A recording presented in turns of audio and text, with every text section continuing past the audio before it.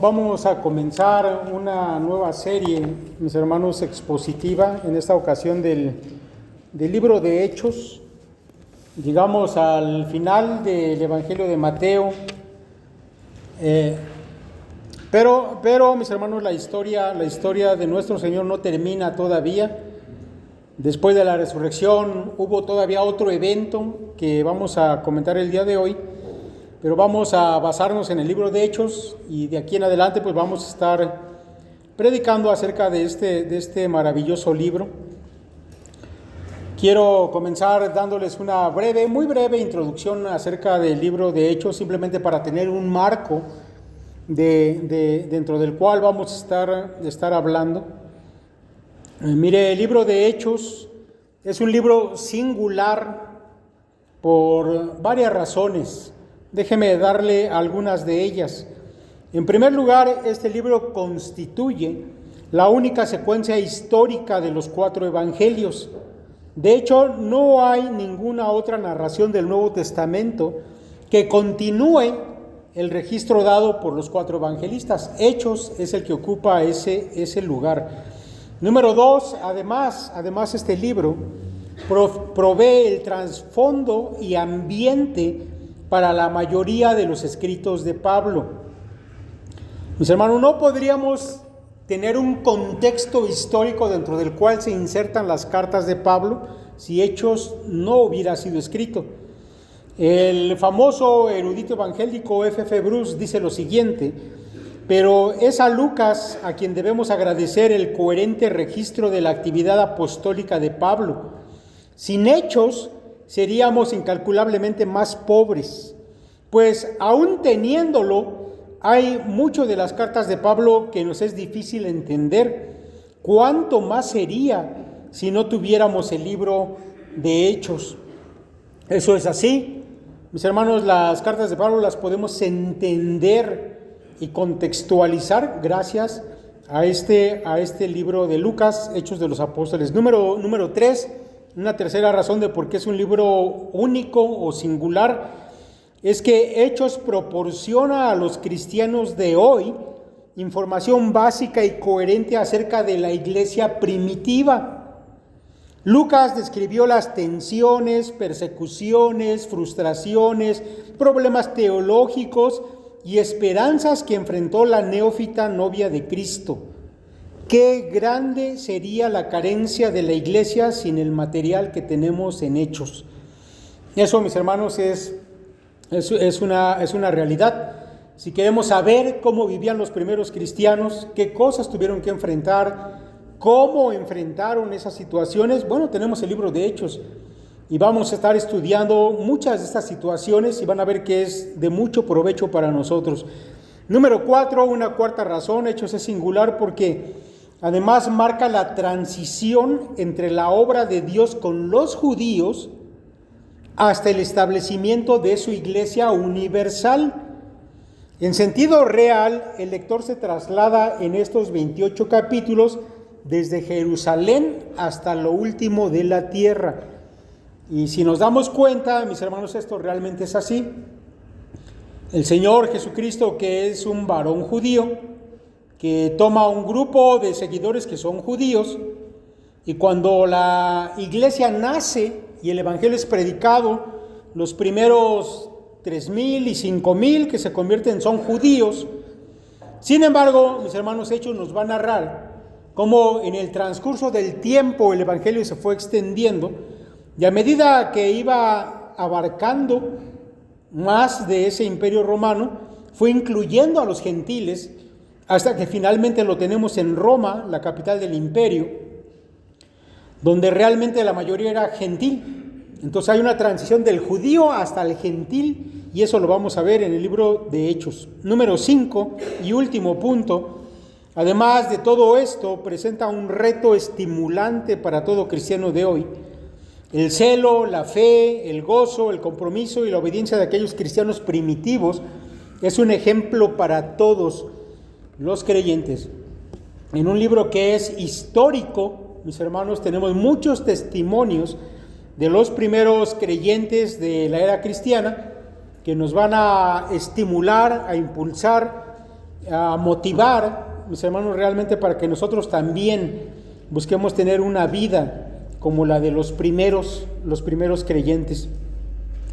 Mis hermanos, tocante a su título, sabemos que la primera evidencia que se tiene del nombre de Hechos de los Apóstoles se encuentra en el prólogo antimarcionita al Evangelio de Lucas. Esta obra fue fechada entre el 150 y el 180 después de Cristo. Es decir, que en un comienzo el libro no se llamaba así, sino que ya andando el tiempo y pasando muchos años, 150, 180, es los primeros registros que tenemos de que el libro comenzó a llamarse Hechos de los Apóstoles. Ahora, en cuanto a su contenido, mis hermanos, vamos a encontrar que el libro realmente se enfoca más en Pedro y luego en Pablo. Y aunque se llama Hechos de los Apóstoles, realmente los apóstoles en general son mencionados muy poco, casi de pasada solamente. Tenemos por allá al apóstol Juan predicando junto con Pedro allá en la puerta que se llamaba La Hermosa, a un hombre que estaba ahí cojo, pero no se nos dice más de Juan. Vamos a encontrar también que se nos narra por ahí la muerte de Jacobo, el hermano de Juan, pero pues párele de contar, no va a aparecer mucho de los demás apóstoles. Realmente el libro se va a centrar primero en Pedro y después en Pablo. Ahora, eso es consistente con lo que ya he dicho anteriormente, que comienza la narración centrándose en los judíos. Pedro fue el apóstol que su ministerio se enfocó en los judíos, ¿se acuerda? Pero más adelante, a partir del capítulo 8 en adelante, Hechos se enfoca en Pablo. Y Pablo llevó su ministerio ¿a quién? A los gentiles. Entonces, esta va a ser básicamente la estructura, mis hermanos, en la que se va a enfocar este extraordinario libro de Hechos de los Apóstoles. Ahora, acerca del propósito del libro, yo debo decirle, mis hermanos, que encontré muchos autores y cada uno da su punto de vista tocante a cuál es el propósito del libro. Sin embargo, mis hermanos, tal vez el que mejor lo explique es el que comenta el doctor Stanley de Toussaint, que es catedrático del Seminario Teológico de Dallas, y dice lo siguiente: seguramente el punto de vista más popular acerca del propósito de Hechos es el histórico. De acuerdo a la meta de Lucas era registrar el extendimiento del mensaje del Evangelio desde Jerusalén a Judea, a Samaria y hasta lo último de la tierra. Barclay afirma: la gran meta de Lucas fue mostrar la propagación del cristianismo y cómo la religión que comenzó en un pequeño rincón de Palestina, en menos de 30 años llegó hasta Roma. Fin de la cita. Mis hermanos, el propósito que es más aceptado en la academia de los expertos del Nuevo Testamento es que el propósito de Hechos es histórico. Era simplemente tener un registro de la expansión del Evangelio, un testimonio de los primeros cristianos en ese trabajo de llevar adelante la Gran Comisión y cómo es que llegó hasta el centro mismo, hasta el corazón mismo del Imperio Romano. La fecha más probable de la escritura de este libro, mis hermanos, es entre el año 60 al 62 después de Cristo. La mayoría de los eruditos están de acuerdo con esa fecha, 60, 62 después de Cristo. Mis hermanos, no me voy a detener más en la introducción, solamente, como les dije, es para ir poniendo un marco dentro del cual nos vamos a mover. Y ahora, sin más, pues vamos al texto. Vamos a centrar nuestra atención en algunos detalles que se nos dan ahí al comienzo, pero sobre todo quiero resaltar el asunto de la ascensión de nuestro Señor a los cielos. Ese va a ser el tema principal, aunque vamos a tocar otras cosas que se nos dice al comienzo de este libro. Así que si tiene su Biblia abierta, vaya ahí a los primeros 2 versos.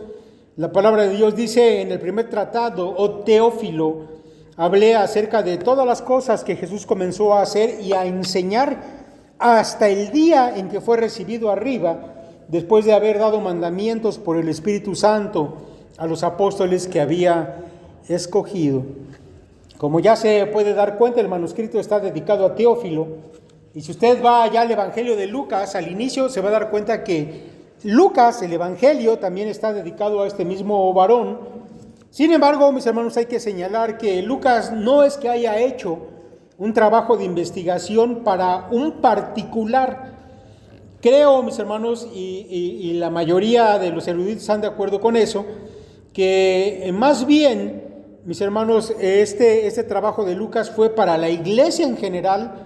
Su propósito, como ya lo hemos dicho, era tener una narración de los eventos para la que la misma iglesia fuera edificada y motivada al conocer cómo se había desarrollado la iglesia en sus primeros días.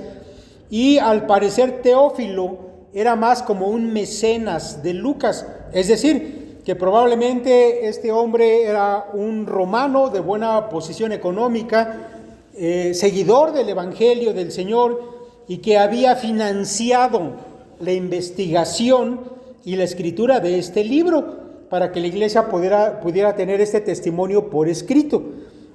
Ahora, estos primeros 2 versos nos hablan en retrospectiva de ese primer libro que escribió Lucas, que es el Evangelio, en el cual se nos dice que contiene las enseñanzas y los hechos del Señor desde el comienzo de su ministerio hasta su ascensión.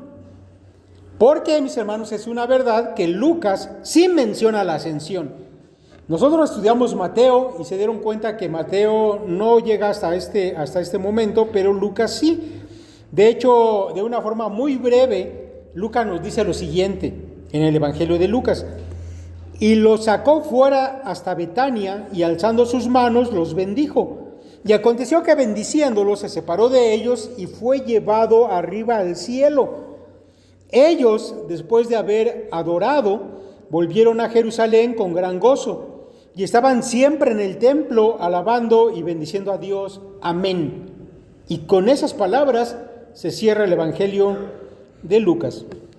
Pero ahora que Lucas comienza su segundo tratado, retoma su narración desde allí precisamente, e incluso va a ampliar la descripción de este acontecimiento extraordinario, y nos va a comenzar por darnos algunos antecedentes.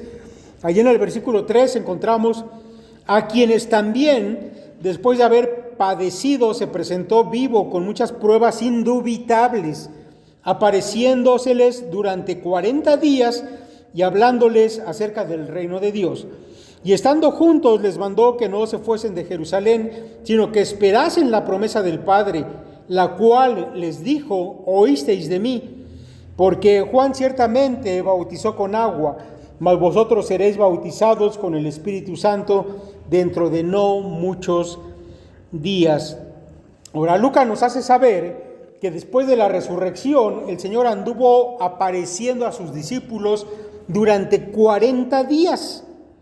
Algunas de esas apariciones, mis hermanos, las encontramos en los evangelios, pero seguramente que hubo muchas más que se dieron lugar durante este lapso de 40 días. Ahora, estas apariciones fueron prueba de que el Señor había resucitado, de que no habían tenido una ilusión, o de que no estaban bajo el efecto de una sugestión, porque durante esas apariciones, escuche esto, el Señor se sentó a comer con ellos. Le pudieron tocar. Incluso al mismo Tomás, uno de los 12, el Señor le dijo: Tomás, mete tu dedo en la llaga de los clavos en mis manos o en mi costado. De manera que Lucas dice que estas eran pruebas indubitables. Ahora, el profesor Toussaint, que hemos mencionado anteriormente, dice de estas pruebas lo siguiente. Dice: la palabra pruebas, del griego tekmerois, aparece solamente en esta ocasión en todo el Nuevo Testamento. Y esta palabra se refiere a una evidencia demostrable, en contraste con las evidencias que proporcionan los testigos. En otras palabras, la resurrección fue probada palpablemente, porque Jesús fue visto, tocado y sentido. De manera que hay dos tipos de pruebas. Cuando vienen unos testigos y nos dicen, es que yo vi o me dijeron o escuché aquello. Pero el otro tipo de pruebas es de aquellos que dicen, yo lo toqué, yo platiqué, yo lo sentí. Por eso les llama pruebas indubitables. Ahora, por esa razón es que los discípulos creyeron al grado de que estuvieron dispuestos a dar su propia vida, porque el Señor, a través de su resurrección y de esas apariciones, confirmó que Él era quien decía ser, y que todo lo que había enseñado anteriormente era verdad, porque Él se había levantado de los muertos tal como lo había dicho. Mis hermanos, durante esos 40 días, el Señor había charlado con ellos sobre todo acerca de un tema. Lucas dice que había hablado acerca del reino de Dios. Ahora, déjeme decirle que ese es un tema muy importante y desafortunadamente al día de hoy no siempre es bien entendido. Mire, no es que los discípulos en primer lugar fueran ignorantes tocante a este asunto del reino de Dios, porque en ese tiempo todo judío tenía conocimiento de este tema. Era parte de la educación de todos como judíos. Además, incluso cuando el Señor Jesucristo comenzó a predicar al inicio de su ministerio, habló de eso precisamente. Mateo dice, desde entonces comenzó Jesús a predicar y a decir, arrepentíos porque el reino de los cielos se ha acercado. Ahora, cuando Cristo predicó eso, Él no tuvo que explicarle a la gente en qué consistía el reino de los cielos, porque todos los judíos sabían de qué estaba hablando. Pero durante esos 40 días que el Señor se anduvo apareciendo a sus discípulos, seguramente que Él hizo precisiones tocante a este tema, tocante a este asunto, porque el reino de los cielos era parte esencial del Evangelio. Por eso yo creo, mis hermanos, que nosotros deberíamos también manejar este tema, esta situación del reino. El apóstol Pablo, por ejemplo, dice, el cual nos ha librado de la potestad de las tinieblas y trasladado al reino de su amado Hijo, en quien tenemos redención por su sangre, el perdón de pecados. Ahora, ¿se da cuenta que el Evangelio está entrelazado con el tema del reino? Bueno, seguramente que el Señor durante esos 40 días les dio una enseñanza más precisa tocante a esto, que ellos conocían desde niños, pero había algunos ángulos, algunos temas que era necesario que ellos conocieran más exactamente. También hay otra cosa, mis hermanos, que el reino tiene una parte, un ángulo escatológico, es decir, que tiene que ver con el fin de los tiempos. Es lo que hoy en día que tenemos el Nuevo Testamento completo, llamamos el milenio, como lo encontramos en el libro de Apocalipsis. El milenio, mis hermanos, va a ser el tiempo del cumplimiento de la llegada e implantación del reino en esta tierra, donde el pueblo judío va a recibir las promesas hechas por Dios y donde su Mesías va a regresar y se va a sentar en el trono y desde Jerusalén va a gobernar a las naciones. Bueno, los apóstoles escribieron acerca de esas cosas. Ahora, debido a esto último que está mencionando aquí Lucas, que el tema era este del reino, es que cuando vemos ahí en el verso 6 y que los discípulos tienen oportunidad de preguntar al Señor, ellos preguntan tocante a eso, ¿verdad? Señor, ¿vas a restaurar el reino de Israel en este tiempo? Porque ellos estaban metidos en ese tema, eso es lo que se les había estado hablando durante esos 40 días, pero no nos adelantemos, ahorita vamos a ir a ese verso 6. Vamos a ver lo que continúa diciendo Lucas allí, versos 4 y 5. Dice, y estando juntos, les mandó que no se fueran de Jerusalén, sino que esperasen la promesa del Padre, la cual les dijo, oísteis de mí, porque Juan ciertamente bautizó con agua, mas vosotros seréis bautizados con el Espíritu Santo dentro de no muchos días.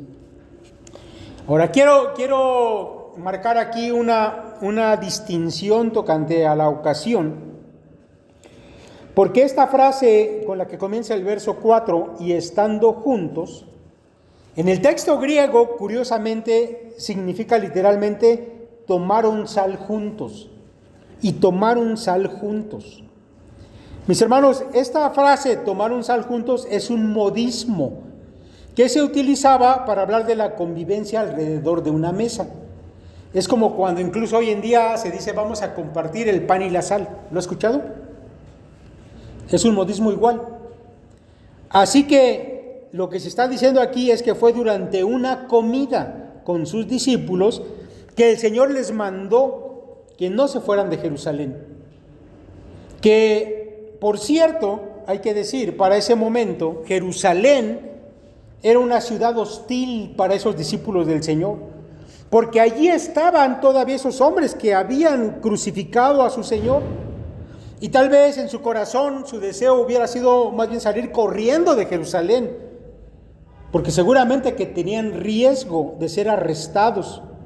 Pero al parecer, para el Señor Jesús era importante que ellos permanecieran allí, porque su iglesia debía tener comienzo en ese lugar precisamente. Ahora, la promesa que ellos tenían que esperar, y que el Señor llama la promesa del Padre, sin duda, mis hermanos, es el Espíritu Santo. El Espíritu Santo iba a venir sobre ellos, como en su Evangelio, Lucas nos dice que el Señor les dijo. Lucas 24:49 dice: he aquí yo enviaré la promesa de mi Padre sobre vosotros, pero quedaos vosotros en la ciudad de Jerusalén hasta que seáis investidos de poder desde lo alto. Ahora, en Hechos, mis hermanos, en Hechos, el Señor les recuerda, sí que tienen que esperarse, sí que van a recibir una promesa, pero esa promesa la asocia el Señor con el bautismo de Juan. Porque Juan había hablado prácticamente de dos bautismos, el bautismo de agua y bautismo del Espíritu Santo. Juan había bautizado con agua, y en ese bautismo de agua que el Señor mismo había tomado, él se había identificado con los pecadores. Pero ahora, en este bautismo del Espíritu Santo, ellos, sus seguidores, iban a quedar identificados con su Señor por medio del Espíritu. De manera que la recién nacida iglesia iba a ser llamada el cuerpo de Cristo. Se iba a identificar con Él, se iba a unir con Él. Ahora, es interesante, mis hermanos, notar que los discípulos debían esperar. ¿Por qué era necesario que ellos aguardasen? ¿Por qué el Espíritu no podía venir en ese momento? Porque el Señor había enseñado que el Espíritu no podía venir si Él primero no ascendía a los cielos. Allá en Juan, capítulo 16, verso 7, el Señor dijo: pero yo os digo la verdad, os conviene que yo me vaya, porque si no me fuera, el Consolador no vendría a vosotros. Mas si me fuere, os lo enviaré. Mis hermanos, en la mente del Señor y en sus palabras hay un orden. Es necesario que el Señor ascienda primero a los cielos para que después venga el Espíritu, pero esto tiene una razón teológica. Esto tiene que ver con una razón en el orden de la salvación que vamos a explicar un poquito más adelante. Todo tiene su orden, ¿sí? Ahora, los discípulos no tuvieron que esperar mucho. Solamente 10 días después de que el Señor ascendió a los cielos, antes de que la promesa del Espíritu viniera sobre ellos. Continúa diciendo Lucas en el verso 6. Entonces los que se habían reunido, y quiero que note que se repite esta frase, se habían reunido, le preguntaron diciendo: Señor, ¿restaurarás el reino a Israel en este tiempo? Y él les dijo: no os toca a vosotros saber los tiempos o las sazones que el Padre puso en su sola potestad. Ahora, quiero decir que en este verso 6, donde Lucas dice entonces los que se habían reunido, marca, mis hermanos, una nueva ubicación. A partir de aquí, la narración ya no es allá alrededor de la mesa como había dicho en lo anterior. Esto que acontece a partir del verso 6 sucede en el Monte de los Olivos, como vamos a ver que Lucas lo dice aquí un poquito más adelante. Aunque parece que Lucas está dando una narración continua, no es así, sino que hay un cambio de lugar. La mesa les dijo: esperen, va a venir la promesa, y ahora están en el Monte de los Olivos y los discípulos le preguntan al Señor tocante al reino. Son dos ocasiones diferentes, aunque la temática es la misma. ¿Por qué decimos que la temática es la misma? Porque, mis hermanos, en la mente de los judíos, la venida del Espíritu Santo estaba ligada con el reino de los cielos. Porque si nosotros vamos al Antiguo Testamento, nos vamos a dar cuenta que en libros como Isaías, como Joel, como Amós, se habla de la promesa de Dios de que Él iba a derramar su Espíritu sobre su pueblo, pero esto iba a ocurrir en el tiempo en que el reino les fuera entregado. A causa de eso es que los discípulos preguntan al Señor: Señor, ¿eso ya va a suceder ahorita? Porque ya nos dijiste que tenemos que quedarnos en Jerusalén para recibir el Espíritu. ¿Acaso eso significa que ya vas a restaurar el reino de Israel? Y el Señor les dice: no, todavía no. De hecho, eso va a pasar, pero no ahorita. Ustedes deben estar enfocados antes en otra cosa. Porque si van a recibir la promesa, es para recibir poder. Y cuando haya venido sobre vosotros el Espíritu Santo, dice el Señor, me seréis testigos en Jerusalén, en toda Judea, en Samaria y hasta lo último de la tierra. De manera que, aunque el reino, mis hermanos, y debemos entender esto, en este momento está presente espiritualmente, y nosotros formamos parte del reino de manera espiritual, de manera literal el reino todavía no está en la tierra, porque Cristo no está sentado en el trono gobernando desde Jerusalén.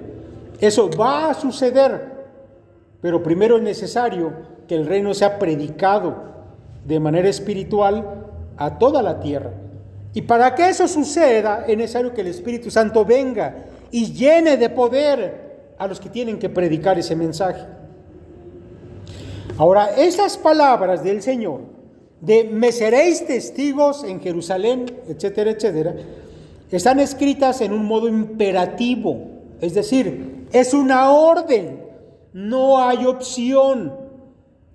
Todo cristiano tiene que ser testigo de Jesucristo y predicar este evangelio. Ellos, los discípulos, tenían que ser sus testigos a todo el mundo, comenzando en Jerusalén y luego expandiéndose más y más hasta llegar a Roma y de allí al resto del mundo. Ahora, esto, mis hermanos, es una progresión que el Señor marca y que se va a cumplir y que de hecho forma la estructura del libro de Hechos. Para realizar semejante tarea,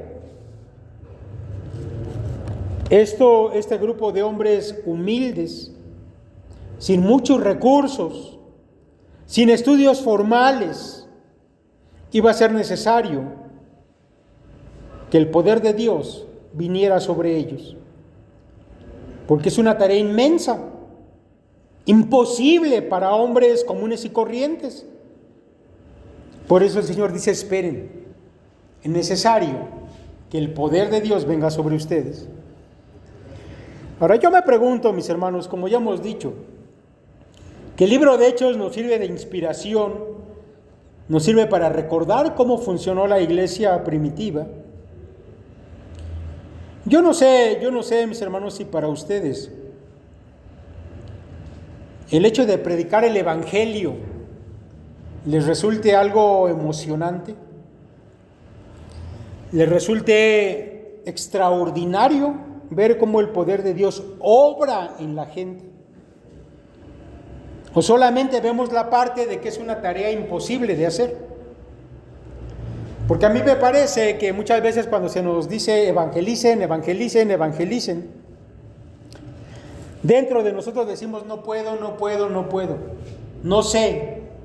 no sé cómo, me da pena, soy incapaz, no tengo palabras, pero se nos olvida que la promesa del Señor vino sobre su iglesia, que el Espíritu se derramó sobre la iglesia y que el día de hoy nosotros tenemos el mismo Espíritu de Dios morando en nuestro corazón.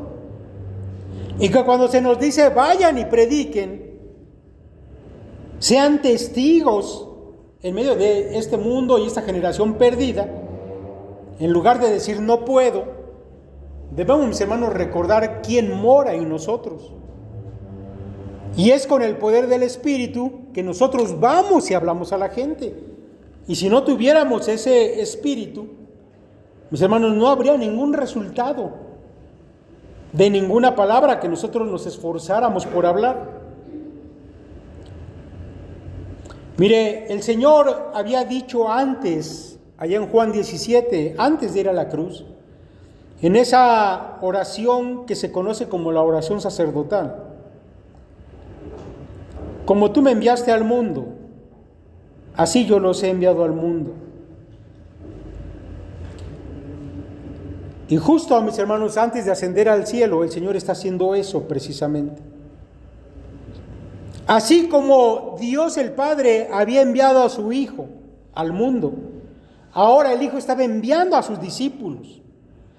Pero de la misma manera que el Señor Jesús había obrado por el poder del Espíritu Santo, así ellos también tenían que obrar a través del poder del Espíritu Santo. Por eso tenían que esperar hasta que recibieran la promesa.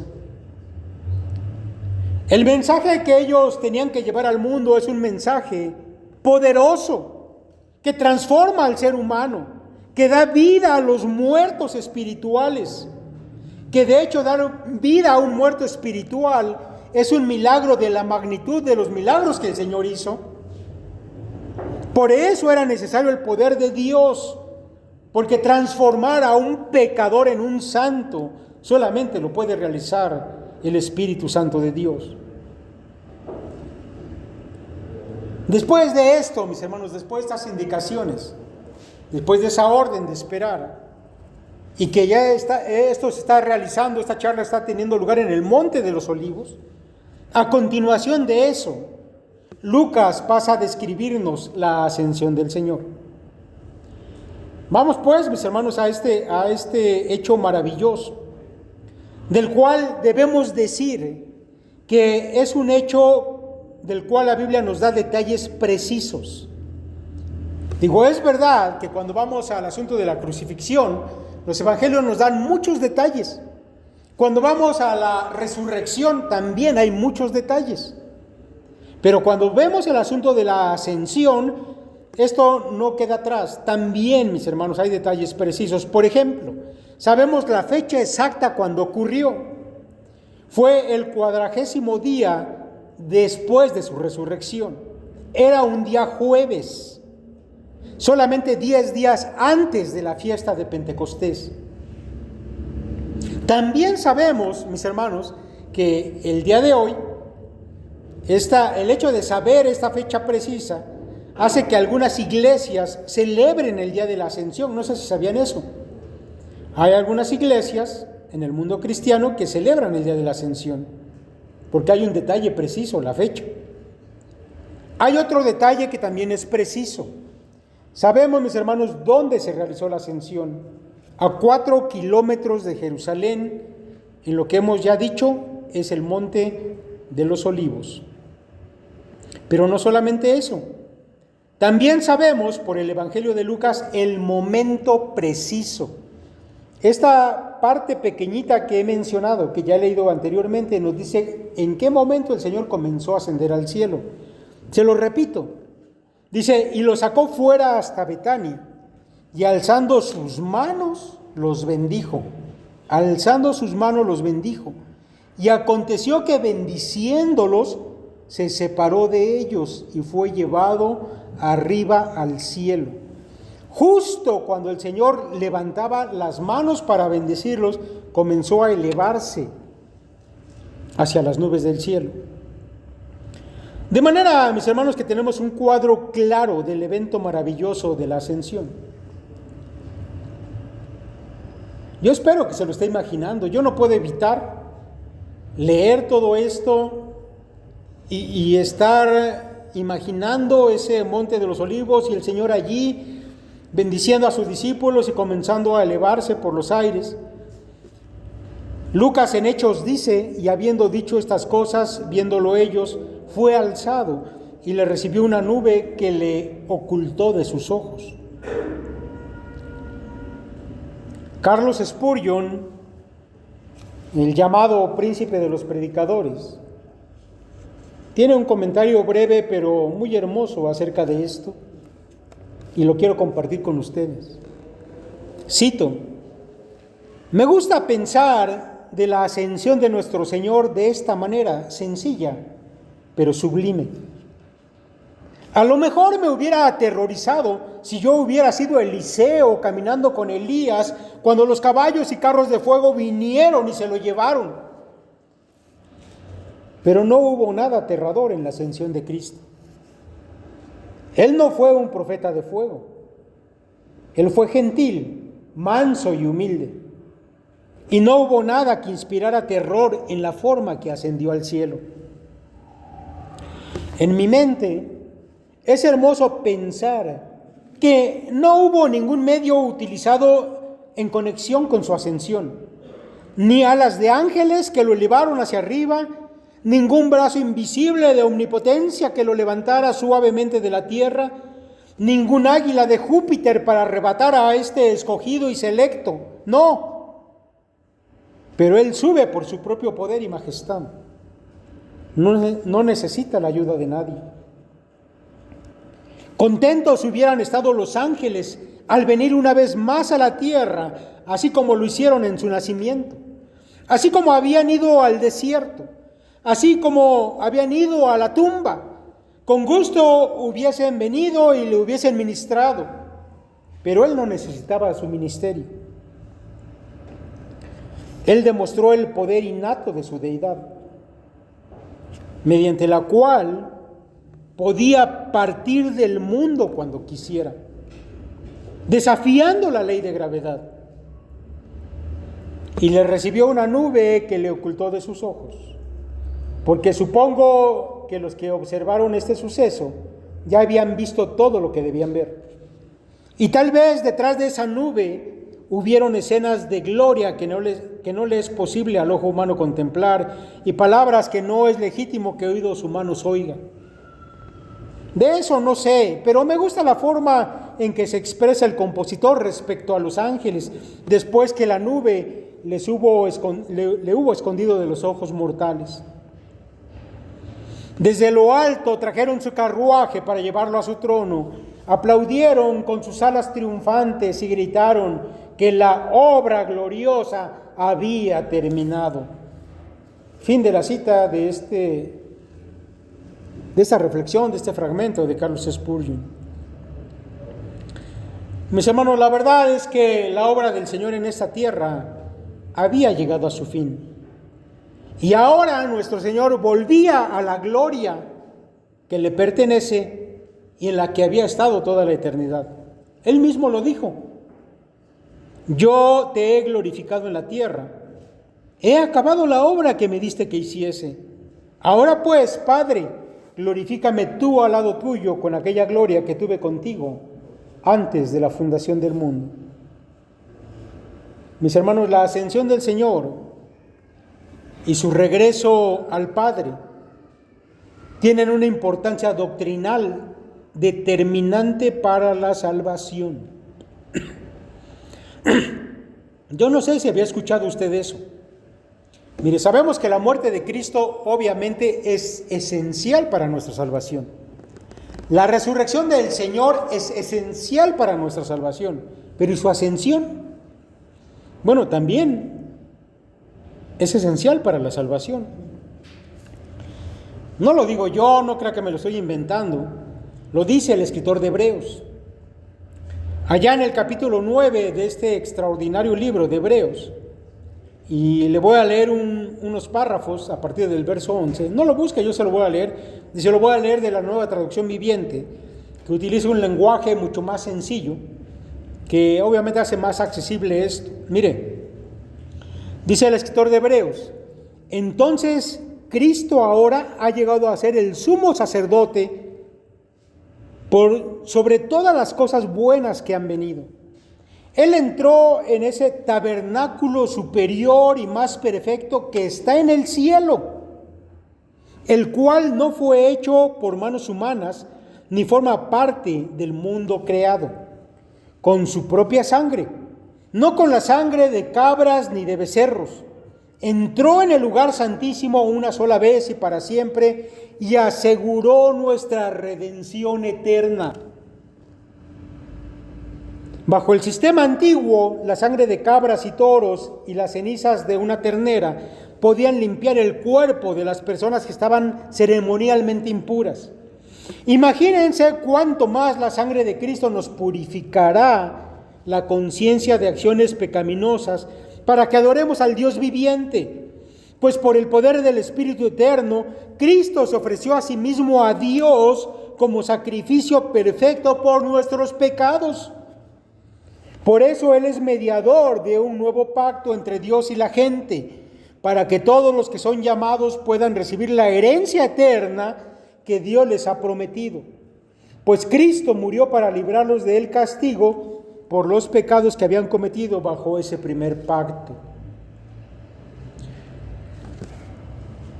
Mis hermanos, lo que el escritor de Hebreos está diciendo es que el Señor ascendió al cielo a la presencia del Padre a presentar sacrificio delante de Dios a favor de los hombres, tal como el sacerdote lo hacía en el tabernáculo terrenal. Ahora, tal vez usted lo recuerde, tal vez usted recuerda esto, que todo eso que tenía que ver con el tabernáculo, el templo, los utensilios, los sacerdotes, solamente es una figura terrenal de las cosas reales que están arriba en los cielos. Son una sombra. Pero ahora en Cristo dejamos atrás la sombra y vamos a la realidad. El Señor va a la presencia de Dios, no delante de un arca, no a un lugar santísimo en un tabernáculo, sino en el cielo. Y se presenta delante de su Padre no con sangre de animales, sino con su propia sangre.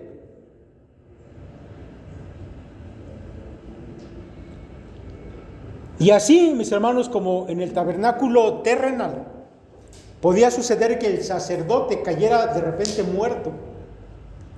Y usted sabe que en su traje tenía campanitas que estaban sonando. Y si las campanitas dejaban de tocar, pues lo jalaban de un cordón que tenía atado, porque seguramente que no había sido aceptado el sacrificio delante de Dios y había muerto en el acto. El Señor se presentó con su sangre perfecta. Y como esa sangre fue grata al Padre, nuestra redención quedó asegurada para siempre. De manera que el don del Espíritu Santo que vino 10 días después fue la señal de que ese sacrificio había sido aceptado por el Padre, que nuestra salvación estaba sellada en un pacto nuevo con la sangre del Cordero de Dios. Y el Espíritu Santo viene como un don, como un regalo a su iglesia. Estando, mis hermanos, en medio de esa contemplación del Señor yendo a los cielos, dice la Escritura, dice Lucas, y estando ellos con los ojos puestos en el cielo, entre tanto que Él se iba, he aquí se pusieron junto a ellos 2 varones con vestiduras blancas, los cuales también les dijeron: varones Galileos, ¿por qué estáis mirando al cielo? Este mismo Jesús que ha sido tomado de vosotros al cielo, así vendrá como le habéis visto ir al cielo. Estos 2 varones, pues ya sabe usted, son 2 ángeles. Y cuando dan esas palabras a los discípulos, yo me doy cuenta, mis hermanos, que ese Monte de los Olivos tiene una importancia muy grande. No solamente era el lugar predilecto del Señor para ir a orar, y los discípulos sabían que a Él le gustaba ir a ese lugar a orar, sino que cuando llegó el momento de ser arrestado y de ir a la cruz, Él fue allí y derramó su oración delante del Padre y sujetó su voluntad a la voluntad del Padre. Y cuando hablamos de Getsemaní o del Monte de los Olivos, normalmente lo asociamos en nuestra mente con esa oración en la cual el Señor derramó gotas de sangre, porque estaba sujetando su voluntad a la voluntad de su Padre. No solamente eso, mis hermanos, también ese lugar fue el lugar de su arresto. Pero ahora, mis hermanos, sabemos que el día que el Señor regrese, va a regresar a ese lugar, porque de ese lugar se llevó a cabo la ascensión, y cuando Él regrese, regresará precisamente a ese lugar. Dice el profeta Zacarías, hablando de la segunda venida de Cristo: y se afirmarán sus pies en aquel día sobre el monte de los olivos, que está enfrente de Jerusalén al oriente, y el monte de los olivos se partirá en medio, hacia el oriente y hacia el occidente. Mire, yo esto lo había comentado hace algún tiempo, no sé si algunos lo hayan, lo recuerden, o otros a lo mejor no lo han escuchado, pero en la actualidad, mis hermanos, hay cámaras instaladas en Jerusalén que están apuntando al Monte de los Olivos y a la entrada oriental hacia la ciudad de Jerusalén. Después busque algún video donde pueda ver dónde está el Monte de los Olivos. Está en la misma dirección donde está la entrada oriental a la ciudad de Jerusalén, y ahí está el templo. A la entrada está el templo. Bueno, el día de hoy hay cámaras y hay una página de los judíos, una página judía, donde usted puede entrar y 24 horas al día la cámara está apuntando hacia ese monte. Porque el pueblo judío, basado en esta profecía de Zacarías, espera que un día su Mesías venga y pose los pies en ese monte, en el Monte de los Olivos. Pero también aquellos ángeles le dijeron: así como vieron que el Señor se fue en las nubes, así va a regresar. No solamente en cuanto al lugar, sino a la forma. Apocalipsis 1:7 dice: he aquí que viene con las nubes, y todo ojo le verá, y los que le traspasaron y todos los linajes de la tierra harán lamentación por él. Sí, amén. Mis hermanos, las nubes tienen que ver con la presencia de Dios. De hecho, la nube que llenaba la casa de Dios, y que la Biblia la llama la Shekinah, el profeta Ezequiel nos dice que cuando el pueblo estaba en lo más profundo de sus pecados, que los sacerdotes tenían ahí en sus cámaras personales ídolos, siendo ellos los sacerdotes de Dios. Eso provocó que en un momento dado la gloria de Dios se fuera del templo. Y Ezequiel dice cómo de la puerta oriental él vio como la nube salía y se retiraba del templo de Jerusalén. Bueno, un día va a regresar el Señor Jesús, va a posar sus pies en el Monte de los Olivos, va a regresar en una nube y va a entrar por esa puerta al templo, porque la gloria de Dios va a regresar a su templo una vez más. De manera, mis hermanos, que la ascensión del Señor tiene alcances para la salvación, tiene alcances también en cuanto a la promesa de que el Señor regresa y de que cumplirá sus promesas para la iglesia y para Israel. Vamos a dejarle por ahora hasta aquí. Le voy a pedir que siga leyendo el libro de Hechos. Vamos a estar volviendo a este libro en las predicaciones que vienen más adelante. Que el Señor los bendiga, mis hermanos.